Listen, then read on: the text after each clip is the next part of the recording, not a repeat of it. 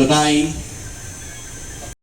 kung saan kailangan na tayong magbalik loob sa Kanya. Sapagkat napakarami ang pinapabayaan ang kaligtasan. Napakarami ang hindi umuunawa sa salita ng Elohim. Kaya nga mga minamahal ko, alam natin na sa huling panahon, sabi nga, magkakaroon ng grabing kahirapan. Kaya nga, kailangan tayo maging mapagmatsyag sa mga nangyayari. Sa mga bagay-bagay na ginagawa ng kaaway. Alam natin na ang WS talagang kumikilos sapagkat ito'y nasa huling panahon na tayo. Praise Adonai. Kaya tayo kailangang maging mapagbantay sa ating sinusunod na aral. Kung tayo ba ay nalilihis, kailangan tayo ay bukas ang pangunawa at ating masunod ang kalooban ng ating mahal na Elohim. Praise Adonai. Kaya nga bago natin ituloy yung ating pag-aaral sa araw na ito, tayo nagpapaabot pala ng pagbati ng Happy Shabbat sa lahat nating mga kamag-anakan dyan sa abroad.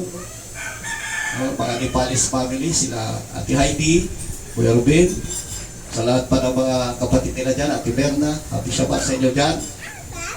At Happy Feast of Tabernacles. Ganoon din sa kamag-anak natin sa Korea, Sister Edith. Happy Shabbat dyan.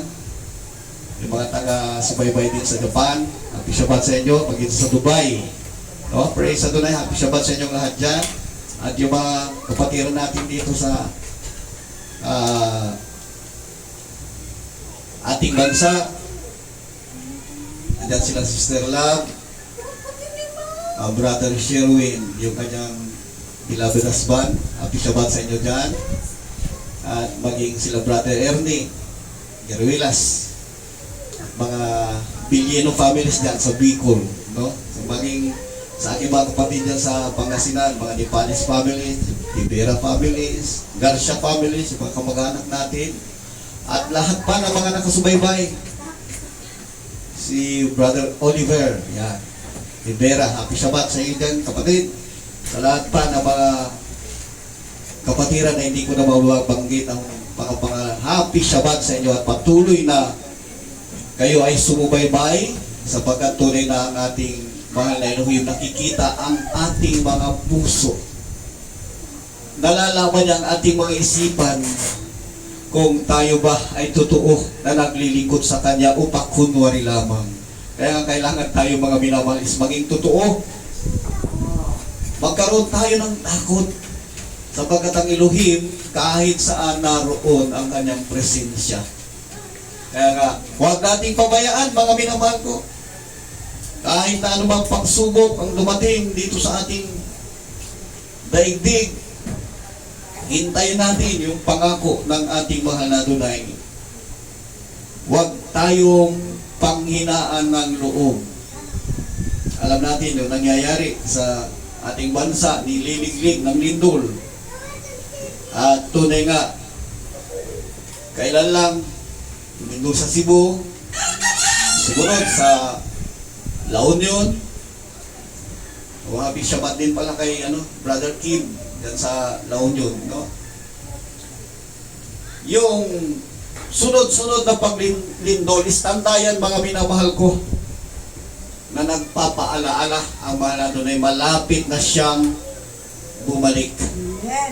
Kaya huwag kaming lamig kulong kang reservation, nais mo pang magpayaman ng husto dito sa daigdig na ito at isang tabi mo muna yung paglilingkod sa mahal na Elohim, kalimutan mo na yan. Sapagkat yung kayamanan na iipunin mo, hindi mo madadala sa langit. Napakalapit na ang pagbabalik ng ating mahal na Elohim. Kailangan tayo ay magsikap maging malapit sa ating mahal na Elohim. Kapit ng mainam, sabi nga eh.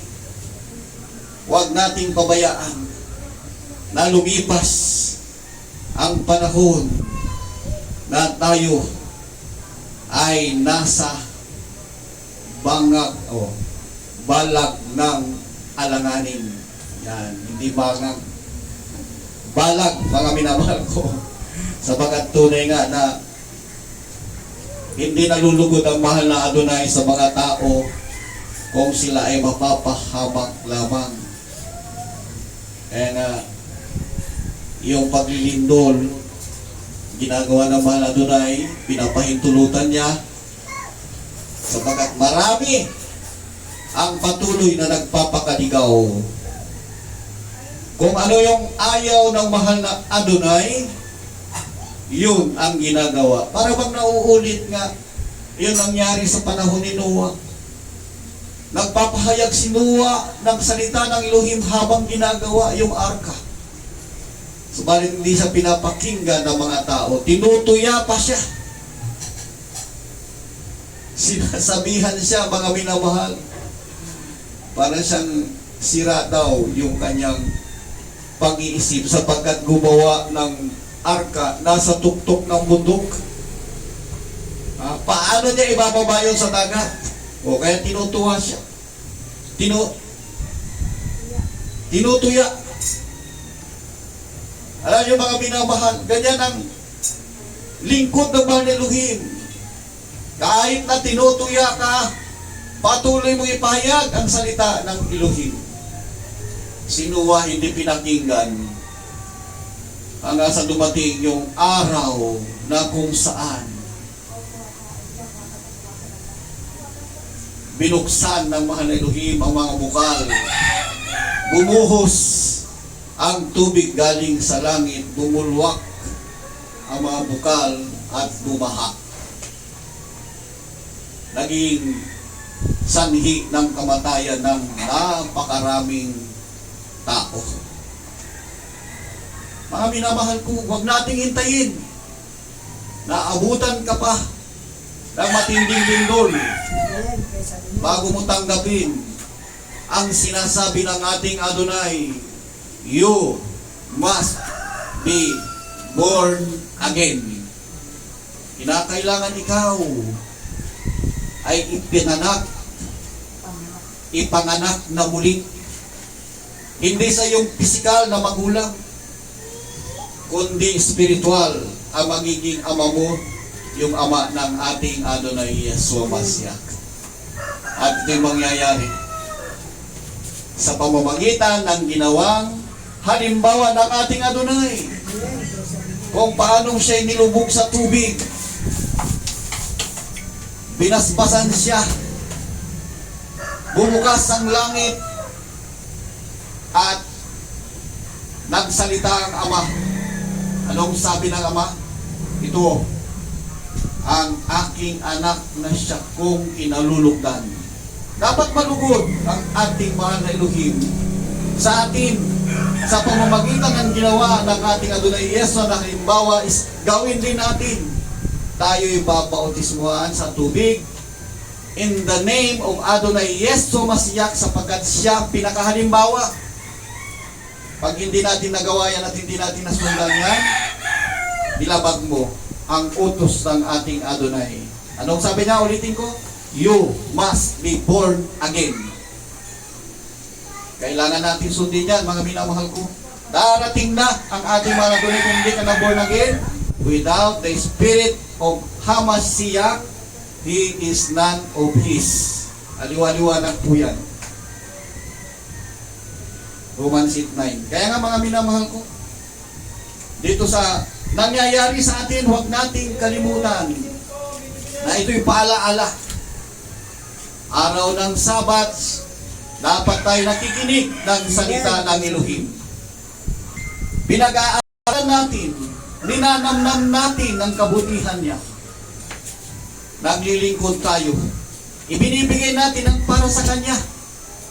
Alam niyo yung Feast of Tabernacles, napakahalaga mga minamahal na inaalala yan sapagkat ating dinadala ang ating biyaya sa harapan ng Elohim. Naghahandog tayo, nagbibigay tayo. Kanino tayo magbibigay? Sa mahal na Elohim, kung saan niya pinipili ang dako na paglagyan ng kanyang pangalan, doon ka magdadala ng iyong handog. Nasaan, mga minamahal ko? Na natin ang nangyari. Lumindol, bumaha, bumagyo. Susunod naman dyan, tag-init. Kaya nga mga minamahal ko, napakahirap ang kalagayan ng tao na walang Elohim. Kapag ang Elohim mo o Diyos mo, yung mga larawang inanyuan, yan ay kinamumuhian ng Elohim. Hindi ka ililigtas niyan. Ang nagliligtas, ang Espiritu, ang Elohim na buhay, kumikilos, nagpapahayag, nagbibigay ng mensahe. Amen. Yun ang ating dapat paglingkuran. Hindi sa mga nasa dingding o nasa mga altar. Kaya nga, mga minamahal ko, ano bang sabi dito sa Salmo? Kung ating babasahin, 46, verse 6 hanggang 8, sabi nga dito, the heaven reigns, the kingdoms were moved, he uttered his voice, the earth melted, the Adonai of hosts is with us, the Elohim of Jacob is our refuge. Come, behold the works of the Adonai, what desolations he hath made in the earth. Praise Adonai. Ano ba ang kagibaan na mangyayari dito? Yan ay kapahintulutan ng mahal na Elohim. Kaya nga dapat tayo is maging anak niya para hindi tayo madamay sa kagibaan na mangyayari. Mabasa si Dark. Ang mga bansa ay nangagkagulo. Yes. Ang mga kaharian ay nangakilos. Inihiyaw niya ang kanyang tinig. Ang lupa ay natunaw. Ang Adonai ng mga hukbo ay sumasa atin. Ang Elohim ni Jacob ay ating kanlungan. Kayo'y parito, inyong masdan ang mga gawa ng Adonai. Kung anong mga kagibaan ang kanyang ginawa sa lupa. Praise Adonai. Ang ating mahal na Adonai ay makapangyarihan. Walang katulad. Kaya hindi mo dapat lagyan ng kagaya o igawa ng katulad. Sapagkat tunay nga, sinasabi nga, magkakagulo. Ang bansay nagkakagulo. Nangyayari ito, mga minamahal ko. Kaya nga dyan may mga digmaan. Andyan yung, dito nga lang sa bansa natin is, laging may rally. Ipinoprotesta nila yung mga magnanakaw na nasa gobyerno na sila ay parusahan, ikulong. Nakakagulo, mga minamahal ko.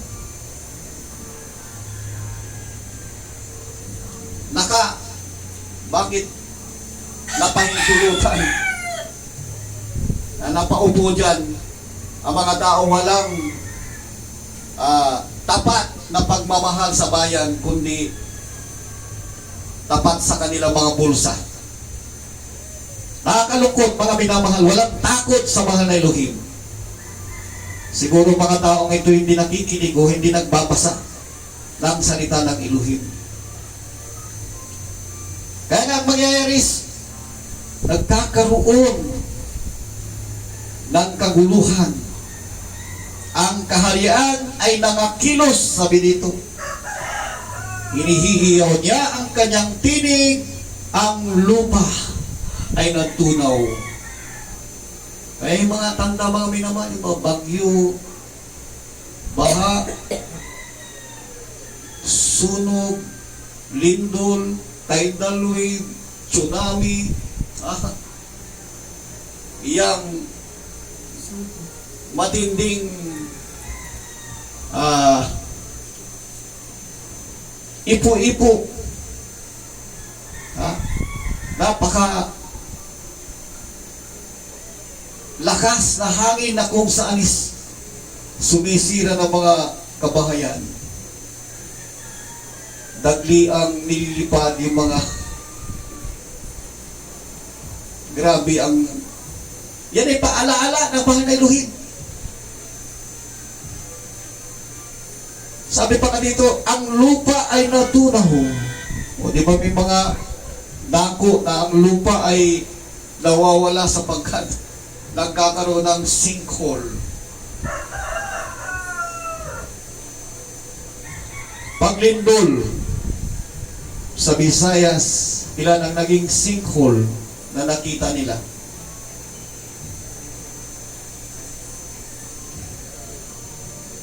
Napaka halaga mga minamahal ko na nakikita natin ang ating kalagayan. Kung wala ka sa mahal na Elohim, magbalik loob ka, humingi ka ng tawad upang ingatan ka. Gaya ng sinabi ni Haring David sa sumunod na talata, ang Adonai ng mga hukbo ay sumasa atin. Ang Elohim ni Jacob ay ating kanlungan. Kaya nga mga minamahal, kinakailangan kilalanin natin yung Elohim ni Jacob, yung ipinahayag, yung dinala sa atin ng mga Kastila na tinawag na Diyos. Subalit, sa pamamagitan ng larawan o ribulto, hindi yun mga minamahal ko. Ang Elohim na tunay ay buhay. Siya ay espiritu, kumikilos sa lahat ng dako na roon ang kanyang presensya.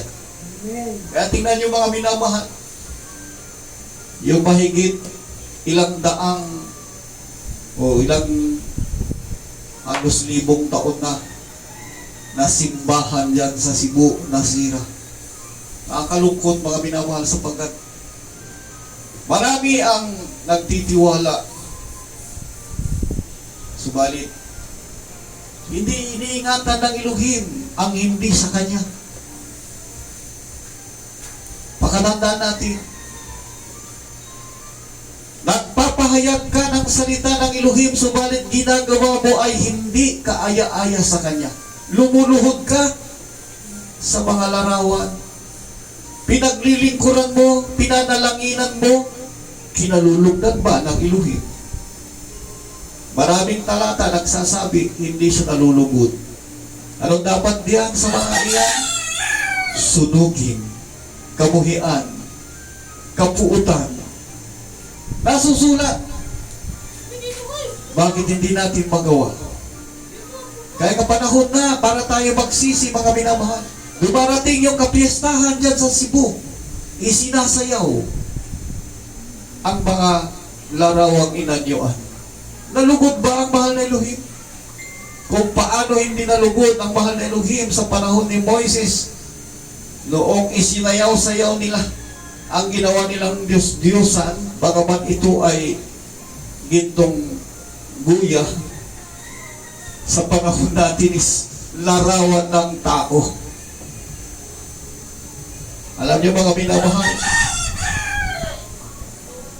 kung ang rason natin sa mga bagay na iyan is o yung Diyos-Diyosan is larawan ng hayop, mali po tayo.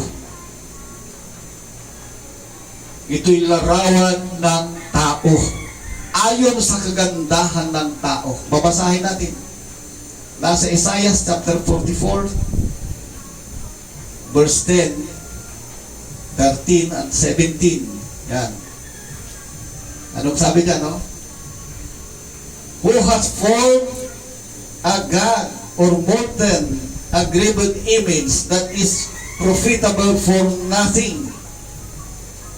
The carpenter stretched out his rule, He marketh it out with a light.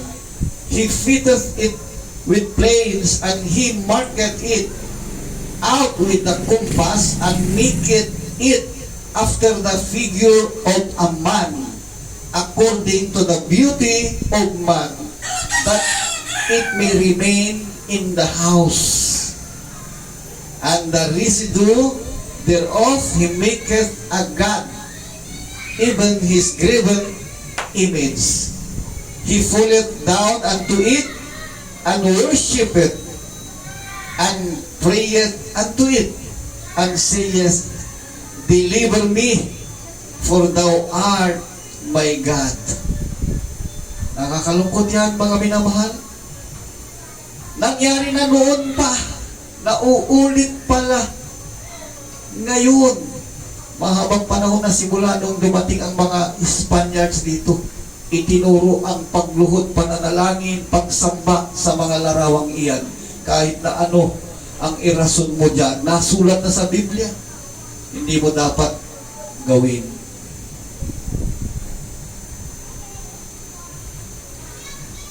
O, basa nga, sweetheart. 44 verse 10. Sino ang nagganyo sa isang Diyos o bumubo ng larawang inanyuan na di pakikinabangan sa anuman? O, sino daw ang nag-anyo sa isang Diyos o bumubo ng larawang inanyuan na di pakikinabangan sa anuman? Tuloy. Naguunat ang anluwagi ng isang pising panukat, kanyang tinatandaan ng lapis, kanyang inaanyuan sa pamamagitan ng mga katam, at kanyang tinatandaan ng mga kumpas, at inaanyuan ng ayon sa anyo ng tao, ayon sa kagandahan ng tao. Ayon sa kagandahan ng tao. Akalain mo yan? O di ba yan yung mga nakikita natin sa mga simbahan? Upang tumahan sa bahay. Upang tumahan ito sa bahay. O kaya doon sa bahay panalanginan nila. At ang labis niyaon ay ginagawa niyang Diyos sa makatuwid bagay, kanyang larawang inanyuan, kanyang pinagpapatirapan at sinasamba at dinadalanginan at nagsasabi, ligtas mo ako sapagkat ikaw ay aking Diyos. Ayan. Di ba? Mga minaman, hindi ito korteng hayop o anumang anyo na kung saan is malayo sa wangis ng Elohim, kundi ito'y ayon sa kagandahan ng tao. Diba? Sabi nga, yung labis noong kahoy na pinag-ukitan niya, yun yung ginawa niyang o tinawag niyang Diyos. Sa makatuwid, sabi dito, yung larawang inanyuan, ang kanyang pinagpapatirapaan at sinasamba at dinadalanginan at nagsasabi, iligtas mo ako sapagkat ikaw ay aking Diyos. O di ba? Mga pinamahal, aminin at sa hindi, napakaraming bahay. Mayroong altar, mayroon silang larawang inanyuan, dinadalanginan, at ito nakakalungkot pagkagayan dumarating yung lindol sinasabi niya, Diyos ko, iligtas mo ako. Lord, help me. Tingnan niyo mga minamahal ko. Ito ba yung itinuturo ng ating mahal na Adonai at isinulat ng mga propeta o mga lingkod ng Adonai dito sa banal na kasulatan sa Biblia? Hindi po mga minamahal. Katunayan, pinapasunog pa yan. Sabi nga, huwag mong iimbutin ang mga bagay na ginto o anuman na nariyan sa mga larawang inanyuan. Diba? Praise Adonai. Kaya nga, kailangan tayo mga minamahal ko maging bukas ang pang-unawa. Huwag laging pinapairal ang ating balat sibuyas. yung ikaw ay nasasaktan. Ha? Kapag naririnig mo ang patungkol dyan sa mga larawang inanyuan, hindi po yan kalooban ng mahal na Adonai, sapagkat ang mangyayari sa mga taong nasasaktan, pag binabanggit ang mga bagay na ayaw ng mahal na Adonai, hindi nila maunawaan sapagkat mayroong, sabi nga dito sa 44:18, nasusulat ito mga minamahal, sabi nga, they have not known and for he hath shut their eyes that they cannot see, and their hearts that they cannot understand. Pagka ikaw ay nag-iingat na mga ganyan, ito daw yung mangyayari sa iyo. Ha? Hindi mo malalaman, hindi mo pa gugunitaman, sapagkat ipipikit niya ang iyong mga mata. Kaya kahit nababasa mo ito, hindi mo maunawaan eh. Amen. O basa nga sweetheart dyan, 44:18 ng Isaiah. Hindi sila mga kakaalam o nagsisigunita man, sapagkat ipinikit niya ang kanilang mga mata upang upang sila'y huwag mga kakita, at ang kanilang mga puso upang huwag silang makakaunawa. napakaliwanag yan mga kababayan ko, na mayroong jablo na kumikilos para hindi ka mapahiwalay sa pagsunod sa kanya. Ipipikit niya ang iyong mata. Kaya kahit nababasa mo yan, parang hindi mo nakikita. Sabi nga, huwag manalangin sa mga larawang inanyuan. Nabasa mo, karumal-dumal sa Diyos, sa Elohim ng Israel. Sarado ang mata mo. Hindi mo nawaan. Bibigyan ka ng ibang interpretasyon, sapagkat nakasara din ang pang-unawa mo. Nakasara ang tainga mo.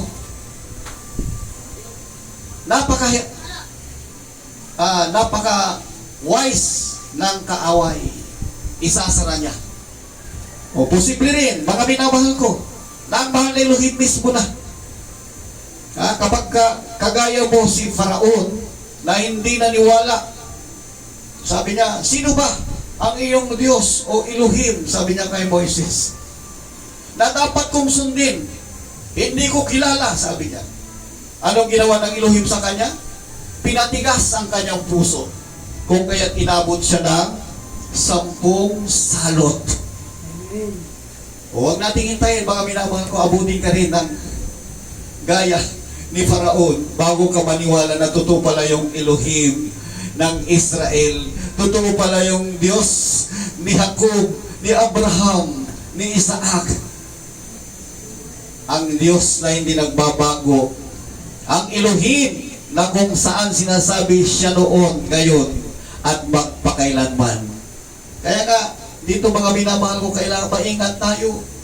Huwag tayong masasaktan kapag binabanggit natin ang mga bagay na ito.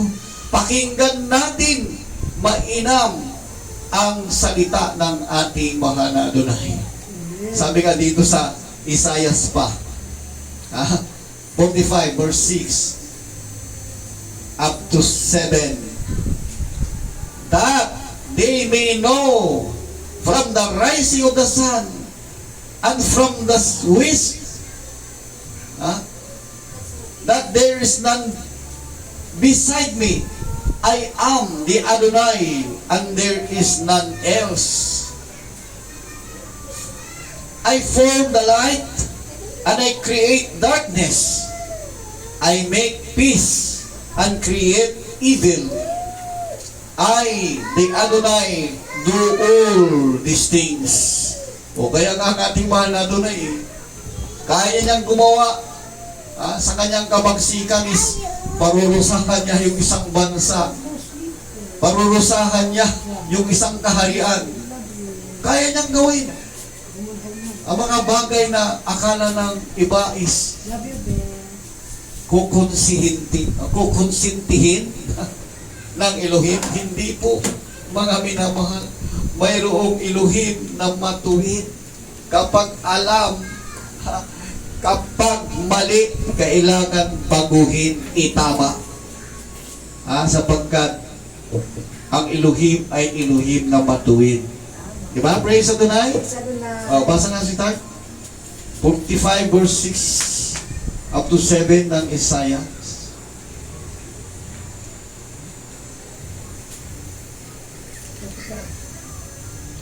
Praise Adonai. Aking inilalagay, sabi niya niyan, upang kanilang malaman mula sa sikatan ng araw at mula sa kalunuran na walang iba liban sa akin, sabi ng Adonai. Ako ang Adonai at walang iba, sabi niya. Kaya nga, kung linawanagin natin ito sa ating pagtawag, ako ang Panginoon at wala nang iba, sabi niya eh. O kailangan intindihin natin yung mga minamahal. Hindi yung haharap ka dyan sa dingding, nandyan yung bato, sasabihin mo, Panginoon ko, tulungan mo ako. Hindi po. Hindi binigyan ng kapahintulutan na mahal na Adonai ang ganong klaseng pagtawag. Di ba? Praise Adonai. Aking inilalagay ang liwanag at nililikha ko ang kadiliman. Yes. Ako'y gumagawa ng kapayapaan Hallelujah. at lumilikha ako ng kasamaan. Praise Ako Adonai. ang Adonai na gumagawa ng lahat ng mga bagay na ito. Oh, hallelujah. Siya ang gumagawa. Siya yung makapangyarihan, kayang gawin lahat. Pakatandaan natin yung mga minamahal ko. Mayroong Elohim na siyang nagsabi, siyang gumawa ng liwanag, siyang gumawa ng kadiliman. Siya ang gumawa ng araw na ito'y sumisikat. Siya rin nagpapalubog. O sa lahat ng mga bagay na nakikita natin, siya pala ang may gawa. Subalit, bakit ang tao nakalimutan nila na ang Elohim na dapat tawagan, panalanginan, sambahin, ito pala Espiritu, hindi daya, ito'y katotohanan. Kaya nga, kailangan tayo, mga minamahal ko, ay maging marunong, maging matalino.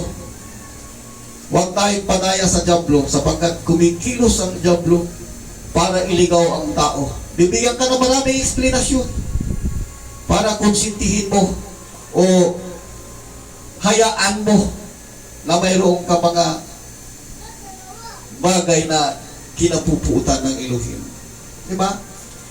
Praise Adonai.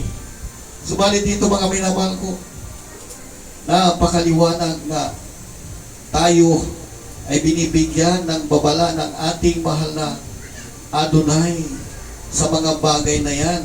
Huwag nating hayaan o sundin ang kapaliwanagan ng mga tao na kahit nagbibigay sila o nagpapakita pa sila ng mga himala, sapagkat ang dyablo din gumagawa ng himala eh. Subalit hindi niya kayang magligtas, pakatandaan natin, sapagkat siya ay pumarito para magnakaw, pumatay at pumuksa. Ang tangi magliligtas ang ating Adonai Yeshua HaMashiach, o yung tinawag na tinranslate nilang pangalan Jesus Christ. Yan ang ating tagapagligtas. Hindi yung kaaway na nagbibigay din ng himala. Pinakita nga niya yung himala kay Paraon eh. Ginaya niya kung paanong ginawa ng Elohim yung tungkod ni Moises noong bitawan niya naging ahas. Ang dyablo kumilos kay Paraon din. Tinawag niya yung dalawang magician niya, nagbitaw din sila ng baston o tungkod. Dalawang tungkod binitawan noong magician ni Faraon. Gumawa at kumilos ng makapangyarihang gawa din ang dyablo, naging ahas din. Di ba? Anong nangyari?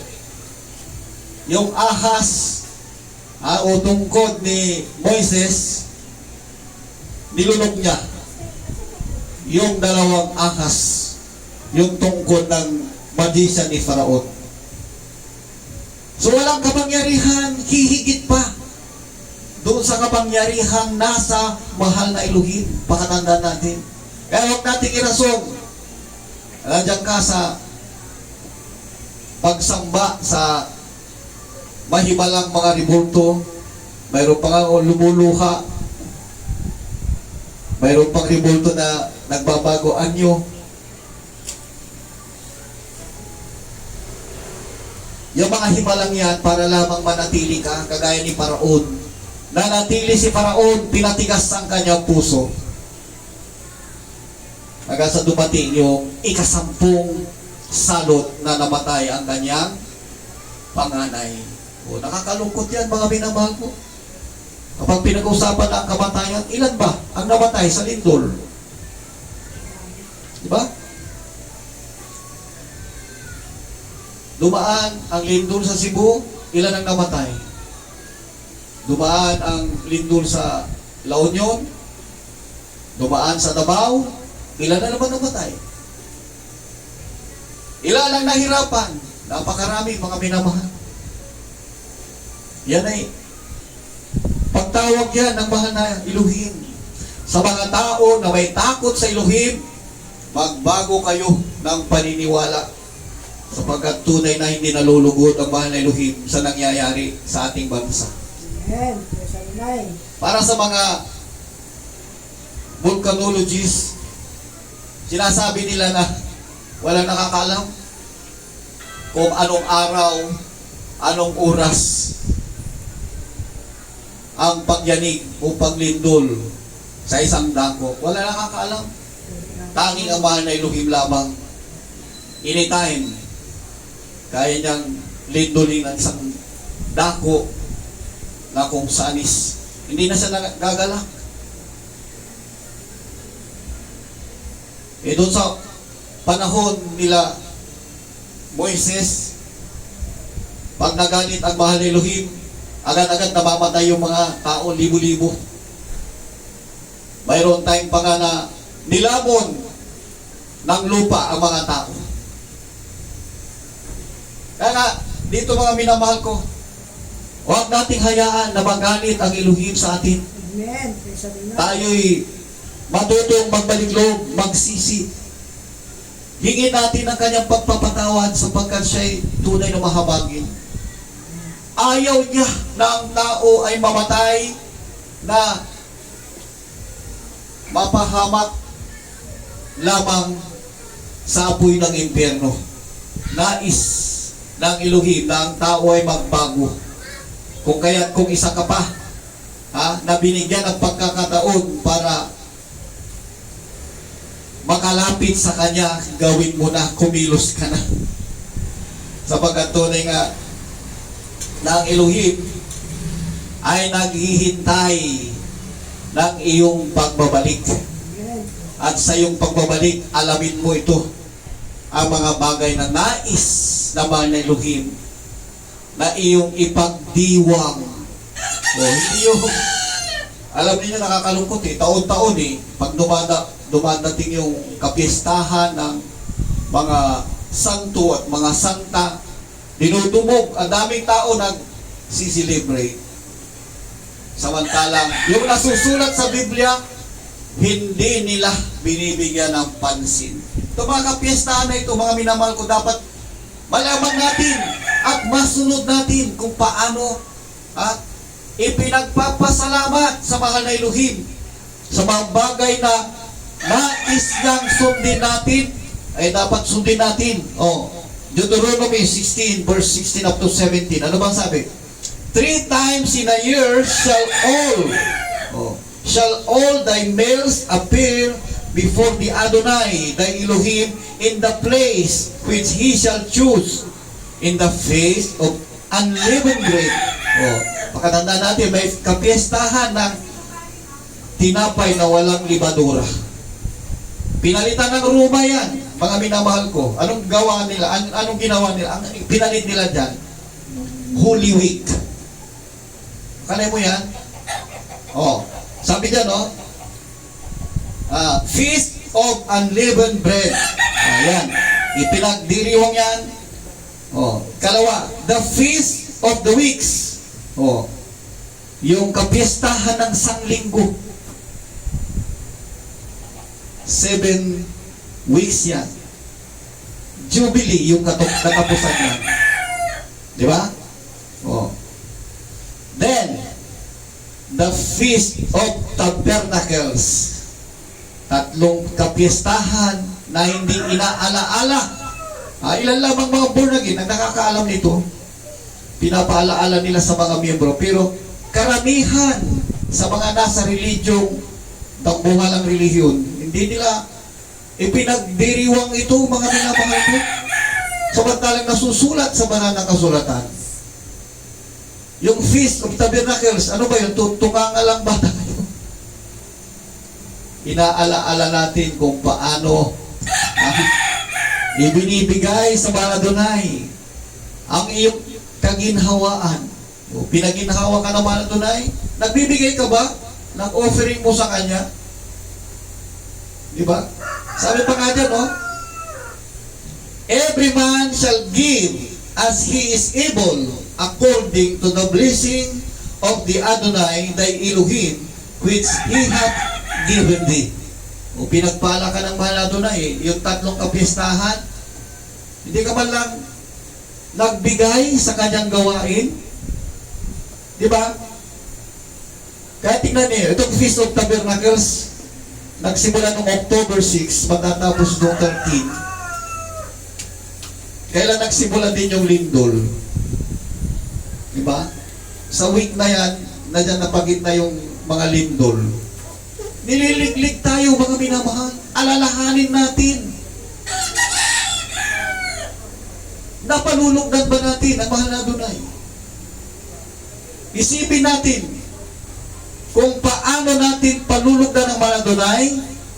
Susundin ba natin ang utos ng tao? Yung mga inimpos na kapiestahan ng Roma? O yung inimpos mismo, ipinahayag mismo ng mga propeta sapagkat ito'y galing sa ating mahal na Elohim? Aliwanag, mga minamahali, iba ang natutupad o nasusunod ng mga tao dahil sa halip ang mahal na Elohim ang kanilang susundin. Ito, liwanag, pakibasa, sitat. Makaitlo sa isang taon na ang iyong mga lalaki ay magsisiharap sa Adonai mong Elohim. Yan. Sa dakong kanyang pipiliin. Sa dakong kanyang pipiliin. Kung saan yung dako na ano ng kanyang pangalan. Amen. Kung nandyan sa simbahan niyo, ang kanyang pangalan, doon nyo dadalhin. Amen. Ha? Kaso yung pangalan na karamihan nasa mga simbahan nyo, gawa na lang yan ni John Wycliffe. Yung pangalan na yan. Yung pangalan na ibinigay sa mga Israelita, ito po yun, mga minamahal. Amen. Kaya doon nyo dadalhin kung saan kung may masusumpo ang kayong pangalan, ano ng pangalan ng Elohim. Amen. Yahweh, YHWH, o kung kinikilala nyo yung GHBH, ha? Doon nyo dadalhin. Yung sinugong anak, siya si Yeshua, or Adonai, bilang paggalang Adonai Yeshua. Andun yung pangalan. Kung saan nyo masusumpungan dyan sa inyong kapaligiran, doon nyo dadalhin daw. Tuloy si Tay. Sa kapistahan ng tinapay na walang libadura, at sa kapistahan ng mga sanglinggo, at sa kapistahan ng mga tabernakulo, at huwag silang haharap na walang dala sa Adonai. Ayan. Huwag silang haharap. O kaya ka marami tuloy hindi nagsasamba. Ha? Dahil walang dala sa mahal na Adonai. Bawat lalaki ay magbibigay ng kanyang kaya ayon sa pagpapala na ibinigay sa iyo ng Adonai mong Elohim. Ayan, yung offering mo, napakahalaga. Ayon yan sa pagpapala na ibinigay sa iyo ng mahal na Elohim. O kaya nga, doon sa mga kapatiran na alam nila ito, talaga nagbibigay sila. Pagpapalain kayo ng mahal na Adonai. Pero doon sa mga kapatiran na pinabayaan na, ito yung mga na-backslide, mas anong gawin nila? Pagtawag sa mahal na Elohim, pag hindi nila sinunod itong kautusan na ito ng ating mahal na Adonai, parang baliwala din sila sa mahal na Elohim. Hindi nila sinusunod eh. Kung tayo nga na mga tao, kapag ang ating mga anak hindi sumusunod sa atin, nagiging pasaway sila, nalulugod ba tayo? Subalit kung ang ating mga anak is sumusunod na sobra-sobra pang ibinibigay nila sa iyo, ay galak na galak ka bilang magulang. Diba? Na kahit hirap na siya, hindi ka niya kinakalimutan. Ipagkakalob niya ay yung para sa iyo. Ay galak na galak ang magulang. Ay lalo na yung ating amang nasa langit, yung Elohim na hindi nagbabago noon, ngayon at magpakailanman. Kapag pinag-aralan mo ang salita niya sa Leviticus, makikita mo kung paano hinangad ng Elohim na ang mga tao is bukas sa kanila ang magbigay ng kanilang handog. Diba? Yan ang nais naman ng Elohim. At yung handog na yan, ay pagpapala din niya yan doon sa mga nasa tabernakulo niya. Diba? Praise Adonai. Praise Adonai. Kaya nga, habang ang tao ay nagbibigay ng kanyang kaloob, siya din ay pinagpapala lalo ng mahal na Elohim. Pakatandaan natin yan. Sabi niya, ibabalik sa iyo na makalibong bisis. Bubuksan niya dungawan sa langit at ibubuhos sa iyo ang pagpapala na walang sapat na silid na kalalagyan. Ganyan naman mahal na Elohim magpala sa mga tapat na nagbibigay. Ginagaya dito ng diablo, magbibigay din siya sa iyo. Pero hindi mo susundin ng Elohim, siya ang sasambahin mo. Yan ang kanyang kondisyon. Kaya nga tinukso nga ni Satanas ang ating mahal na Adonai. Diba? Sabi na, sambahin mo lamang ako, ibibigay ko sa iyo lahat ang kalawalhatian, kayamanan, karangyaan, na mga kaharian na yan. Sabi niya, tanay mo yan. Kaya nga dapat maging matalino tayo, mga minamahal ko. Alam nating kontrahin ang kilos ng kaaway. Diba? Praise Adonai. Kaya nga kung ulitin natin ito, makaitlo sa isang taon, ibig sabihin 3 times, na ang iyong mga lalaki ay magsisiharap sa Adonai mong Elohim sa dakong kanyang pipiliin. Sa kapistahan ng tinapay na walang libadura, sa kapistahan ng mga sanglinggo, sa kapistahan ng mga tabernakulo. At sabi dito, huwag silang haharap na walang dala sa Adonai. Alam mo yan, ang liwanag niya, mga minamahal ko. Kung sinusunod natin yan, hindi sana tayo abutan ng mga lindol na yan. Ito kapistahan ng tabernakulo, dito nangyari yung paglindol sa Cebu, sa Davao, ibig sabihin, Visayas, Luzon, and Mindanao, niliglig ng Adonai. Pasalamat tayo sapagkat may mga misayanik dito sa Luzon, kung kaya't mahina lamang yung tumama doon sa La Union. Doon yung isang kapatid natin no? Si Brother Kim. Kaya mahina lang. Si Brother Kim nga, yung time na yun is nandito pala sa Cavite. Hindi man lang ibinalita sa kanya na lumindol doon sa kanilang lugar. Diba? Kaya tayo mga minamahal is iniingatan ng mga Elohim. Andyan ang protection sa kanyang mga anak. Di ba? Praise Adonai? Kaya nga, lagi natin isipin yung utos ng mga Adonai. Kung nais natin balikan ang kanyang mga nais na sundin, alam niyo yung utos ng mga Adonai na nasa 10 commandments, dapat pag-aralan natin yan Huwag nating tanggihan, mga minamahal Lalo na yung tungkol sa graven images. Asahan natin mga minamahal, nakalulugdan tayo ng Adonai kung susundin natin ito. Basahin nga natin para doon sa mga hindi alam nito, sapagkat hindi sila lang babasa. Babasahin natin para maliwanag sa inyo. Exodus 20, verse 4 and 5, sabi nga, Thou shalt not make unto thee any graven image or any likeness of anything that is in heaven above, or that is in the earth beneath, or that is in the water under the earth.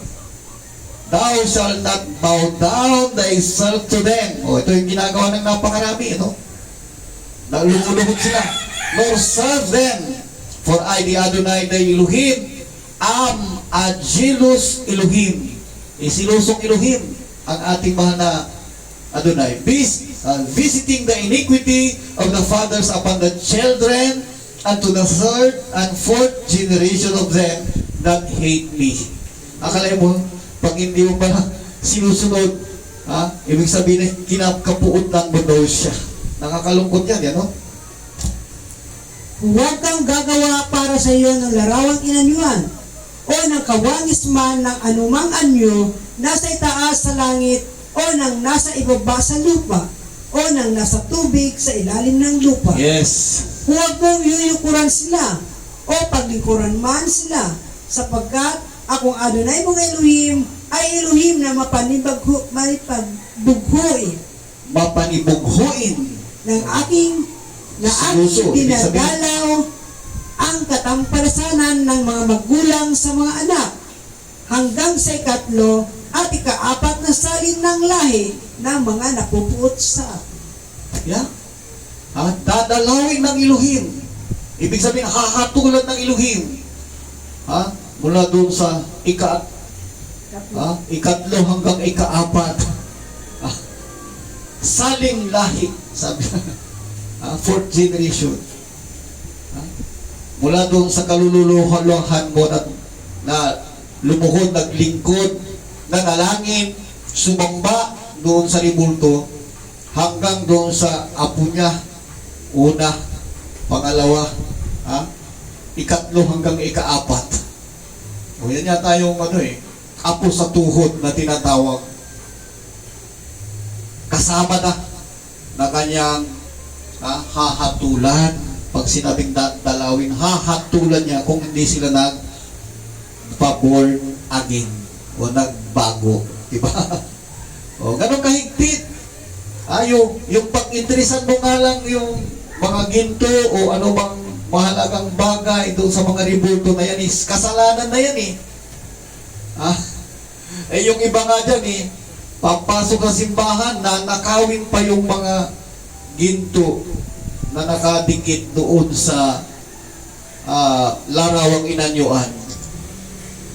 Ganito ang sabi niya sa banal na kasulatan dito sa Deuteronomy chapter 7 verse 25 hanggang 26. Kaya nga dapat huwag mong iibutin o pag-iitirisan na kunin ang mga iyan. Sabi niya dito, the graven image of their gods shall you burn with fire.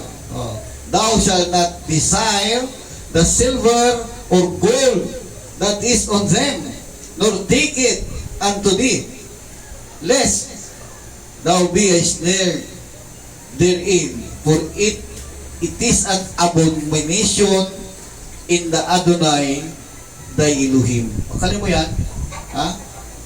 Neither shalt thou bring any abomination into your house, lest thou be a cursed thing like it, but thou shalt surely detest it, and thou shalt utterly abhor it, for it is a cursed thing. Napakaliwanag mga minamahal. Isang sumpang bagay ang mga iyan. Sabi niya sa Tagalog, kita ba yung sinar? ang larawang inanyuan na kanilang mga Diyos ay iyong susunugin sa apoy. Huwag mong iimbutin. Huwag mong pag-interesan. Ang pilak o ang ginto na nasa mga yaon, huwag mong kukunin para sa iyo. Baka sa iyo'y maging silo, sapagkat ito'y isang karubal-dumal sa Adonai mong Elohim. At huwag kang magpasok ng karubal-dumal sa iyong bahay. O paano yan, mga minamahal ko? Napakaraming bahay dyan, mayroong mga ribulto. Sabi dito, utos, huwag kang magpasok sa iyong bahay, baka ikaw ay maging isinumpa. Akala mo yan? Gaya niyaon, iyong lubos na kaputan at iyong lubos na kasuklaman sapagkat isinumpang bagay. Akala mo? Yung mga larawang inanyo na yun, isinumpang bagay pala yan eh. Anong paliwanag ng mga nandyan sa dambuhalang relihiyon? Simbolikal lang yan, presentasyon lang yan. Hindi nga. Aliwa-liwanag po nito, kaya dapat magising na tayo mga minamahal ko. Isang paglilingkod, yung yan ay lalagyan mo ng bulaklak, sa halip na ibili mo ng ulam o pagkain, ano binibili? Bili siya ng sampagita, tapos iaalay doon sa ribulto. Kalungkot yan mga minamahal. Hindi ganyan. Kaya nga dito, tinutuwid tayo ng ating mahal Adonai. Kung napansin ninyo, mga minamahal, yan yung dako na dinadayo ng marami kapag kapiestahan. Di ba? Kasi sa halip na sila'y mananalangin at papurihan, luwalhatiin yung Elohim sa espiritu at katotohanan, ang pinaglilingkuran nila, isinasayaw-sayaw nila yung mga ribulto. Hindi ba paalala sa kanila yan? Na lumindol na malakas. Kaya sana hindi na maulit mga minamahal ko, magbago na. Magkaroon ng pagkatakot sa mga Elohim. Tayo, pagkatanda natin, ay mahal ng Elohim. Ayaw niya tayong hamak na lamang na ang nasusunod natin ay hindi siya, kundi si Satanas. Kapahamakan. Kaya nga, kapag nangyari, pababayaan natin, susunod pa rin tayo kay Satanas, gagawin pa rin natin yung ayaw ng mahal na Elohim, mangyayari din itong isinulat ni Prophet Isaiah. Di ba? Ano ito? Ito'y kapahayagan para sa bansa na hindi tumalikod sa gawa ng masama, kundi nagpatuloy.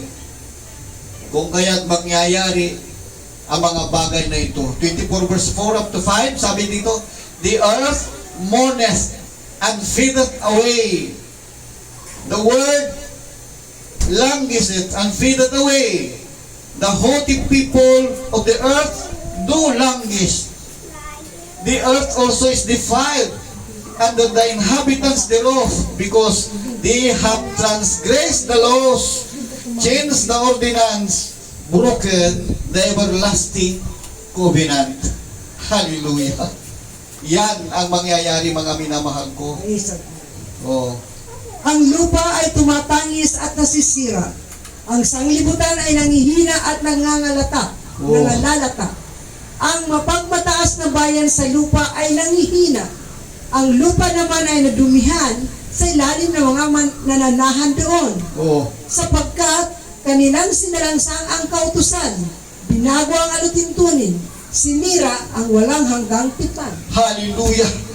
Kaya nga, dito mga minamahal ko kailangan tayo ay maging marunong, maging maunawain, masunurin sa ating mahal na Adonai, sapagkat ang ating Adonai, sabi nga, hindi nagbabago. Bakit tayo ay patuloy na lalabag sa Kanya. Kung alam natin na ikakapahamak pala natin. Di ba? Praise the Lord. Amen. Praise the Oh, Lord. sabi nga, ulitin ko ang lupa ay tumatangis at nasisira. O, di ba maraming tumatangis ngayon? Sira, Biyak. ang daming nabiyak na lupa, sirang tulay, nagkaroon ng sinkhole, mayroon pang andako dyan, biglang bumulwak ang maduming tubig. Natural lang mangyari yun dahil nakupress yung lupa, bumaba yung ibang lupa, sumirit ngayon yung tubig na nandun na ipit sa ilalim. Kaya nga, dito mga minamahal ko is nagpapahiwatig ang mahal ni Elohim na magbago ang mga tao. Huwag hayaan na lumipas ang iyong araw dito sa daigdig na patuloy mong nilalabag ang salita ng ating mahal na Adonai. Dapat masumpungan tayo na sumusunod sa Kanya, natatakot sa Kanya, at kumikilala sa Kanya mga utos. Diba? Kung hindi mo kikilalanin ang Kanyang utos at patuloy kang lalabag, ano mangyayari sa iyo? Mga tunay nga na, sabi nga mga Adonai, verily, verily, I say unto thee, except a man be born of water and in spirit, he cannot enter into the kingdom. O paano ka makakaasa na pag namatay ka pala, papasok ka dun sa kaharian ng ating mahal na Elohim kung hindi mo kinikilala ang Kanyang salitang iyan. Diba? O, sabi nga, mayroong sinabi dito sa 59 ng Isaias, sapagkat ang aming mga pagsalangsang ay dumami sa harap mo at ang aming kasalanan ay nagpapatutuo laban sa amin. Oh. At sabi dito, sapagkat ang aming pagsalangsang ay sumasa amin at tungkol sa aming mga kasamaan ay nababatid namin. Oh, alam natin mga binamahal ko na mayroon tayo nagagawang kasalanan. Ano pang dahilan? Bakit hindi tayo natatakot? Hindi tayo nagbabalik loob? Patuloy at patuloy pa rin ang paglabag sa Kanya mga salita. Tingnan nyo, araw ng Sabat, dapat nakikinig ng salita ng mahal na Elohim. Nasaan ang mga tao? Karamihan mga Kristiyano, sinasabi nila, bukas pa ang araw ng pagsamba. Ang unang araw is imbento yan ni Emperor Constantine, 321 AD, nung i-impose niyang batas na yan. Sa unang araw ay araw ng pagsamba, sabi niya. Ang nag-impose ng batas ng ikapitong araw na ito'y pumatak ng Sabado, ang Elohim mismo. Remember the Sabbath day to keep it holy. Sabi nga ng isang propeta ang binasbasan o ang binanal ng Elohim hindi ko pwedeng baguhin. Bakit nung baguhin ni Emperor Constantine ginawang unang araw ng sanlinggo milyon ang sumunod o baka bilyon pa sa buong daigdig, Sunday, hindi na Saturday. Diba? Diyan pa lang mga minamahal ko, tayo'y dapat na magbalik loob sa ating mahal na Adonai. Kaya nga, itong sinasabi nga dito sa binasa natin sa 59 sapagkat ang aming pagsalangsang ay sumasa amin at tungkol sa aming mga kasamaan ay nababatid namin. Nalalaman pala natin. Gaya niyan.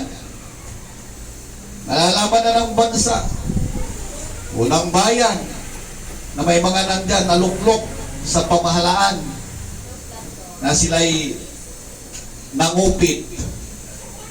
Bakit hindi umamin na lamang, magsisi pakulong kung kinakailangang pagdusahan nila para hindi madamay ang buong bansa. Sapagkat kung kukonsintihin ang mga iyan, ay maulit lamang yung nangyari sa panahon ni Joshua. Di ba? Bakit nung sila'y lumaban sa kanilang mga kalaban, sila'y natalo? Samantalang kasama nila ang mahal na Elohim. Sa panahon ni Joshua, sapagkat mayroong isa na lumabang doon sa utos. Ano ba yung utos?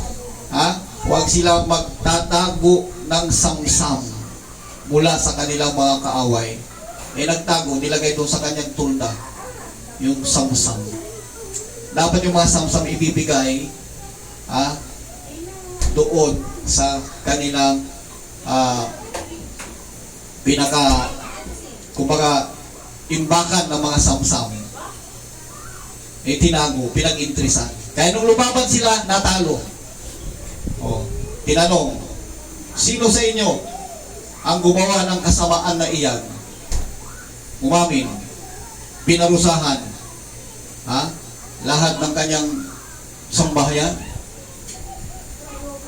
pinarusahan ng kamatayan. Nakakalungkot Kaya ayaw mong sabihin na gumawa ka ng kasamaan na damay ang bansa, hindi ka paparusahan. Sa panahon ni Joshua, pinarusahan. Nung lumaban sila ulit, nagtagumpay na sila. Diba, nadamay ang kapisanan kapag hindi pinaparusahan ang may sala. Kaya dito nakakalungkot mga minamahal kapag ang gobyerno patuloy na konsintihin yung may sala. Mayroon dyan, gusto pa nga niya gawing mga saksi yung mga may sala. Nakakalungkot, hindi alam ang salita ng Elohim. Gagawin mong saksi para mapatawad siya yung mga hindi mo na kukumpiskahin. Nakakalungkot yan. Di ba? Sabi nga dito sa Deuteronomy, nais na pala Adonai na tayo ay matatag na isang banal na bayan. Hindi yung bayan na makasalanan. Di ba? Sabi nga Deuteronomy 28 verse 9, the Adonai shall establish thee a holy people unto himself, as he hath sworn unto thee, if thou shalt keep the commandments of the Adonai thy Elohim, and walk in his ways. The Adonai shall open unto thee his good treasure, the heaven, to give the rain unto thy land in his season, and to bless all the works of thine hand, and thou shalt lend unto many nations, and thou shalt not borrow. Praise Adonai. And the Adonai shall make thee the head and not the tail, and thou shalt be above only, and thou shalt not be beneath. If that thou hearken unto the commandments of the Adonai thy Elohim, which I command thee this day to observe and to do them. Napakaliwanag mga minamahal ko. Na yung pagsunod sa commandments o kautusan ng ating mahal na Elohim, doon mo makakamit yung pagpapala niya. Good treasure ka daw para sa Kanya. Diba? Paano magagawa o mangyayari sa ating bansa ang mga bagay na ito, mga minamahal ko? Kung hahayaan natin yan na yung mga may sala is nandyan lang, payahay. Hayahay. Hindi kalooban o hindi kaluguran sa mahal na Elohim kapag ganun ang mangyayari sa ating bayan. Kaya nga, bigyan tayo nawa ng mahal na Elohim na isang leader na magtutuwid ng ating bansa upang tayo pagpalain. Gaya ng sinasabi dito sa Deuteronomy. Unawain natin mainam, mga minamahal. Unawain natin mainam. Sabi dito, sa wikang Tagalog, 28 verse 9, itatatag ka ng Adonai na isang banal na bayan sa Kanya. gaya ng kanyang isinumpa sa iyo. Kung iyong gaganapin, kung iyong gaganapin ang mga utos ng Adonai mong Elohim at lalakad ka sa kanyang mga daan. Amen. Kaya nga liwanag yan, mga minamahal ko unawain natin Amen. ang salita niya. Mayroong utos na dapat pala nating sundin para tayo gawing kanyang banal na bayan. Praise the Lord. Oh. Bubuksan ng Adonai sa iyo ang kanyang mabuting kayamanan. Ayan, Ang bubuksan langit. ng Adonai ang kanyang mabuting kayamanan. Oh. Ang langit upang ilagay ang ulan sa iyong Upang lupain. ibigay ang ulan sa iyong lupain sa kapanahunan. At upang pagpalain ang buong gawa ng iyong kamay. Oh. At ikaw ay mapapahiran sa Ikaw ay magpapahiram sa maraming bansa at ikaw ay hindi hihiram. O, ilang trilyon na ba yung hinihiram natin sa ibang bansa? Ilang trilyon na? Hindi bilyon, mga minamahal ko, trilyon. Sana mabago ito. At gagawin ka ng Adonai na ulo at hindi buntot. At ikaw ay magiging sa ibabaw lamang at hindi ka mapapasa ilalim.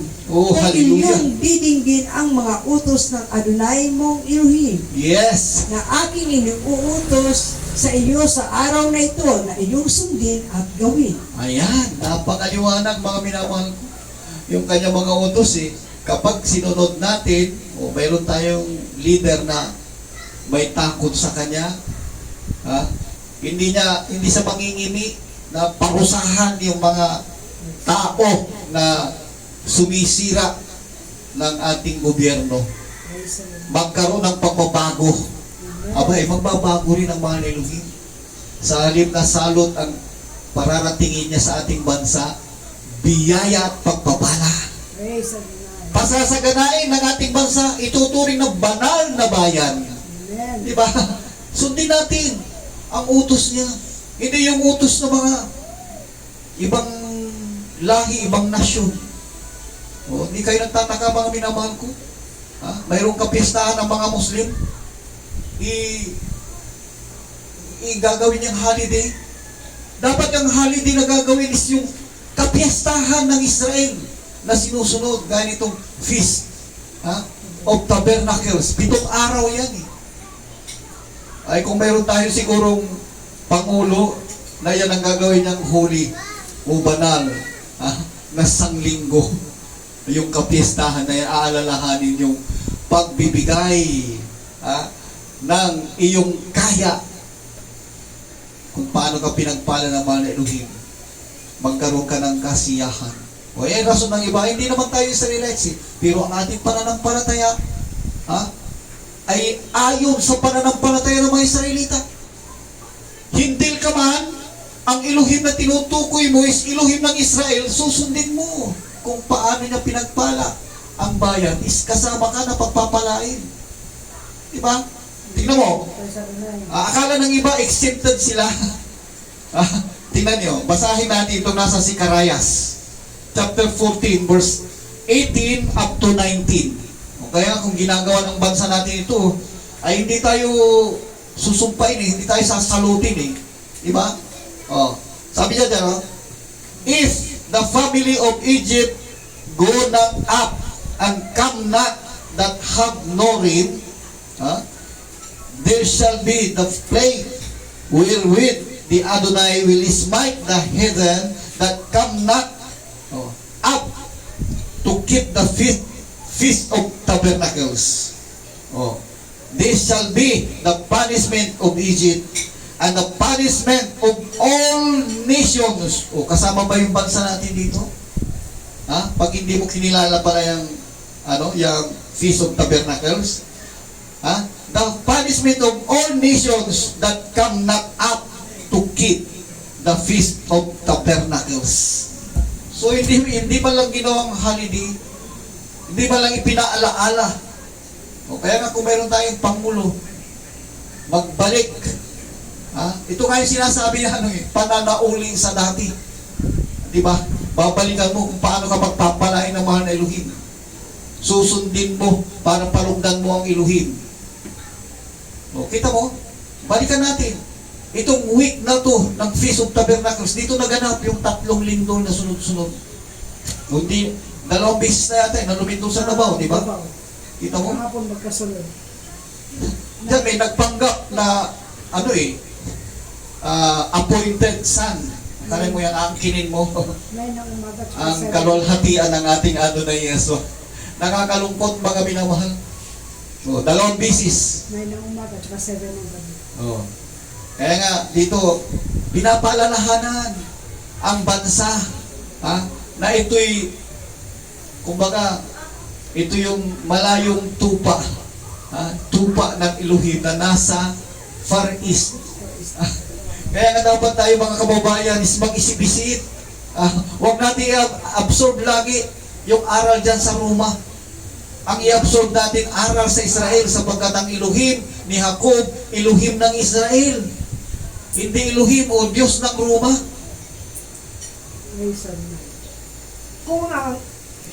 Basa si Tar. Kung ang angka ng Ehipto ay hindi umahon at hindi pumaroon, mawawalan din ng ulan sila. Magkakaroon ng salot na ipinanalot ng Adonai sa mga bansa na hindi magsisiahon upang pagdiwang ang kapistahan ng mga balag. Feast of Tabernacles, balag. Ito ang magiging kaparusahan ng Ehipto at kaparusahan na sa lahat ng bansa na hindi magsisiahon upang ipagdiwang ang kapistahan ng mga balag. Grabe mga minamahal ko. Lahat ng mga bansa. Kaya nga kung kilala natin ang ating Elohim, ang Elohim ng Israel, ang Diyos na hindi nagbabago, siya noon, ngayon at magpakailanman, dapat isa tayo na umaalaala nitong kapiestahan ng mga balag or Feast of Tabernacles. Hindi yung kapiestahan ng mga rimulto ang dapat mong alalahanin sapagkat salot ang darating sa iyo. Pag dumarating yung Mayo, ano yan? Kapiestahan ng rimulto. Piyesta ng mga bayan. Rimulto ang pinaparada. Yan ba'y nalulugod ang mga Elohim? Sabi nga niya, sunugin nyo at kapuutan ninyo, kasuklaman ninyo ang mga bagay na yan, sabi ng Elohim. Tapos yun ang tinatangkilik ng napakaraming mananampalataya sa pananampalatayang galing sa Roma. Mga minamahal, magbago na tayo. Malapit nang bumalik ang ating Adonai Yeso. Kung tayo ay kanyang iniibig, sabi nga, siya ay pumarito, ibinuhos, nabuhos ang kanyang dugo para sa atin. Yan ay maliwanag na pag-ibig niya sa atin. Tayo, iniibig ba natin siya? Anong sabi ng ating Adonai Yeshua Mashiach? Kung ako'y inyong iniibig, susundin nyo ang aking mga utos. Mahirap bang sundin ang utos niya? Ang utos ng Elohim ay hindi mabibigat. Kaya nga, mga minamahal ko, panahon na, sundin natin, huwag kayong magalit, kundi bagkus, buksan ninyo ang puso't isipan, pag-aralan ninyo ang mga itinuro at ipinahayag sa atin ngayon, nasusulat ito. Hindi natin dapat kontrahin. Kaya nga sabi nga ating Adonai Yeso, maniwala ka sa akin. Paniwalaan mo ako, dumarating ang oras.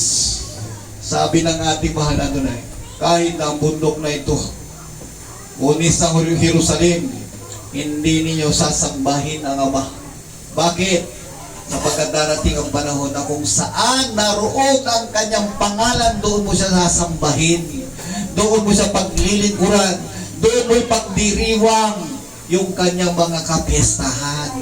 Yan ang ibig sabihin, mga minamahal ko. Na pag hindi natin ginawa yan, tayo yung sinasabi na hindi ka sumampa doon sa dakong dapat mong siya ay paglingkuran sa araw na itinakda niya.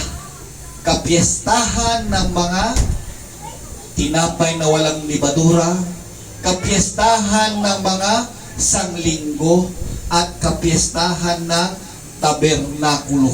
Dapat alalahanin yan sapagkat napakahalaga sa